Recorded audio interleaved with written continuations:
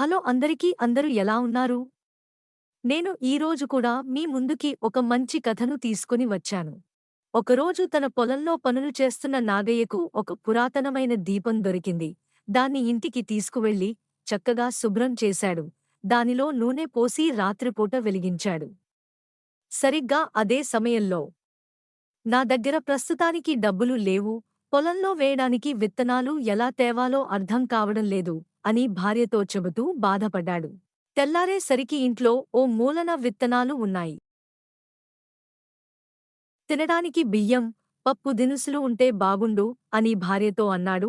తెల్లారేసరికి ఇంట్లో బియ్యం, పప్పు దినుసుల బస్తాలు ప్రత్యక్షమయ్యాయి. నాగయ్య చాలా సంతోషించాడు. అది మామూలు దీపం కాదు, ఖచ్చితంగా మాయాదీపమే అని నిర్ధారణకు వచ్చాడు. వెంటనే గ్రామస్తులందరికీ బియ్యం, పప్పు దినుసులు పంచిపెట్టాడు.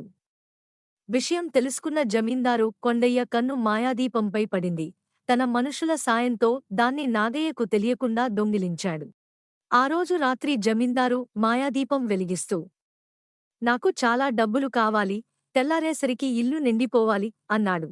కాని తెల్లవారేసరికి తన ఇంట్లో ఉన్న డబ్బులు, నగలు మాయమయ్యాయి. ఏం చేయాలో అర్థంకాక ఆ దీపాన్ని నాగయ్యకే ఇచ్చి తన సంపద తనకు వచ్చేలా చేయమన్నాడు. నాగయ్య అలాగే చేశాడు. స్వలాభం ఆశించకుండా అవసరమైనప్పుడల్లా ఆ దీపం సాయంతో ప్రజలకు సాయపడ్డాడు. జమీందారు ఇక మరోసారి ఆ దీపాన్ని దొంగిలించే సాహసం చేయలేదు.